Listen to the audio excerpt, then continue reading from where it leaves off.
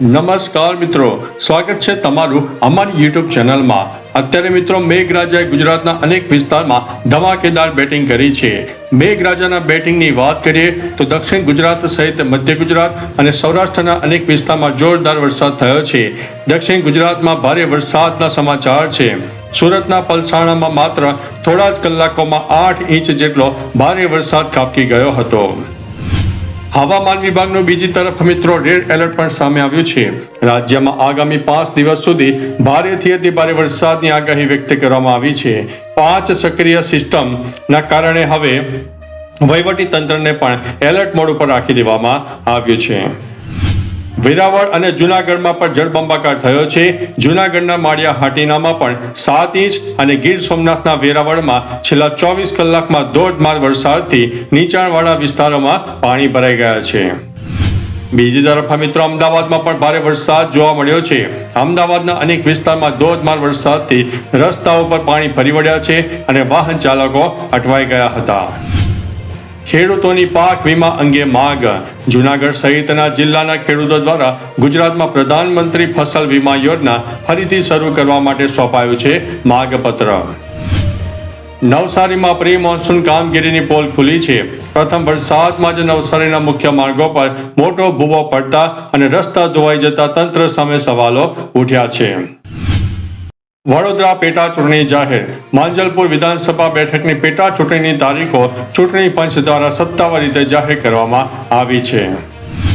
નવો ગ્રામીણ રોજગાર નિયમ। ગુજરાતમાં મનરેગા હેઠળ દૈનિક વેતન વધારીને 300 રૂપિયા કરાયું છે। જો કે શ્રમિક સંગઠનો દ્વારા વિરોધ કરવામાં આવ્યો છે અને 400ની માંગ કરવામાં આવી છે। સરકારી શાળાઓ તરફ લોકોનો ક્રેઝ વધ્યો છે। ખાનગી શાળાઓની મોંઘી ફીથી કંટાળીને અમદાવાદ મ્યુનિસિપલ કોર્પોરેશન સંચાલિત સ્માર્ટ સ્કૂલમાં રેકોર્ડ બ્રેક નવા એડમિશન નોંધાઈ ગયા છે। અમદાવાદ એરપોર્ટ પર મોટી કાર્યવાહી। બેંગકોકથી આવેલા પેસેન્જર પાસેથી અમદાવાદ ઇન્ટરનેશનલ એરપોર્ટ ઉપર કરોડો રૂપિયાનું હાઇડ્રોપોનિક કન્સાઇનમેન્ટ પકડાઈ ગયું છે। હવે મિત્રો વાત કરીશું રાષ્ટ્રીય સમાચારની। અમરનાથ યાત્રાનો પ્રારંભ। બાબા બર્ફાનીના દર્શન માટે કડક સુરક્ષા વચ્ચે શ્રદ્ધાળુઓનો પહેલો જથ્થો જમ્મુથી કાશ્મીર માટે રવાના થયો છે। હવે મિત્રો પીયુસી વગર ઈંધણ નહીં। દેશમાં પ્રદૂષણ નિયંત્રણ માટે સરકારનો નવો એક્શન પ્લાન। હવે વેલિડ પીયુસી વગર પેટ્રોલ ડીઝલ મેળવવામાં મુશ્કેલી પડી શકે છે। સોનાના ભાવમાં ઘટાડો। જુલાઈ મહિનાની શરૂઆત સાથે જ સોના અને ચાંદીના ભાવમાં નરમાશ જોવા મળતા ગ્રાહકોને અત્યારે મોટી રાહત મળી રહી છે। બેંગ્લોરમાં મોટી દુર્ઘટના। પથ્થરની ખાણમાં અચાનક મોટી ખડક ધસી પડતા 7 મજૂરોના મોત થયા છે અને તપાસના આદેશ આપવામાં આવ્યા છે। મુંબઈમાં આકાશી આફત। મુંબઈ અને આસપાસના વિસ્તારોમાં મુશળધાર વરસાદના પગલે રેડ એલર્ટ જારી કરવામાં આવ્યું છે। લોકલ ટ્રેન વ્યવહાર અને જનજીવન ઉપર પ્રભાવિત થયું છે। હવે મિત્રો વાત કરીશું આંતરરાષ્ટ્રીય સમાચારની। પાકિસ્તાન જેલમાંથી ભારતીયો મુક્ત થશે। સજા પૂરી કરી ચૂકેલા 188 ભારતીય કેદીઓને મુક્ત કરવા માટે પાકિસ્તાન સરકારને સત્તાવાર યાદી સોંપવામાં આવી છે। અમેરિકા ઈરાન ગુપ્ત બેઠક। કતારની મધ્યસ્થતામાં અમેરિકા અને ઈરાનના ટોચના અધિકારીઓ વચ્ચે આંતરરાષ્ટ્રીય મુદ્દાઓ પર ચર્ચા ચાલુ રાખવા માટે સહમતિ સાધવામાં આવી છે। લાહોરમાં મોટી દુર્ઘટના। પાકિસ્તાનના લાહોરમાં એક ખાનગી ટ્યુશન સેન્ટરની છત ધરાશાયી થતા 14 બાળકોના મોત થયા છે। અનેક લોકો ઘાયલ થયા છે। અમેરિકામાં birthright citizenship. US supreme કોર્ટનો મોટો ફેસલો।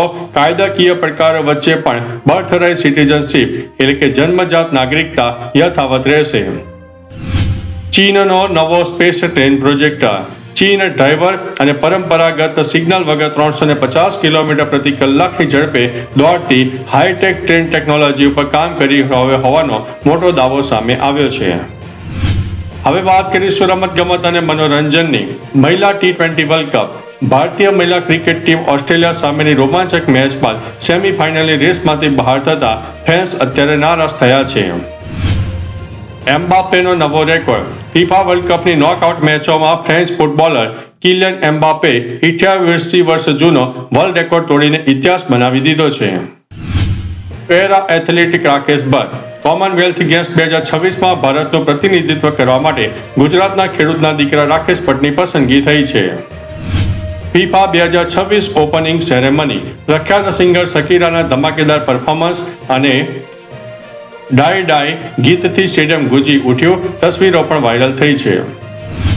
બિગ બીના બંગલામાં પણ પાણી ભરાયા. મુંબઈમાં સતત વરસી રહેલા વરસાદના કારણે સુપરસ્ટાર અમિતાભ બચ્ચનના બંગલા પ્રતીક્ષાની અંદર વરસાદી પાણી ઘૂસી ગયા હોવાના અહેવાલ છે. તો ચાલો મિત્રો, ફરીથી દેશ અને દુનિયાના સુપરફાસ્ટ સમાચાર લઈને મળતા રહીશો. ત્યાં સુધી અમને રજા આપશો. નમસ્તે.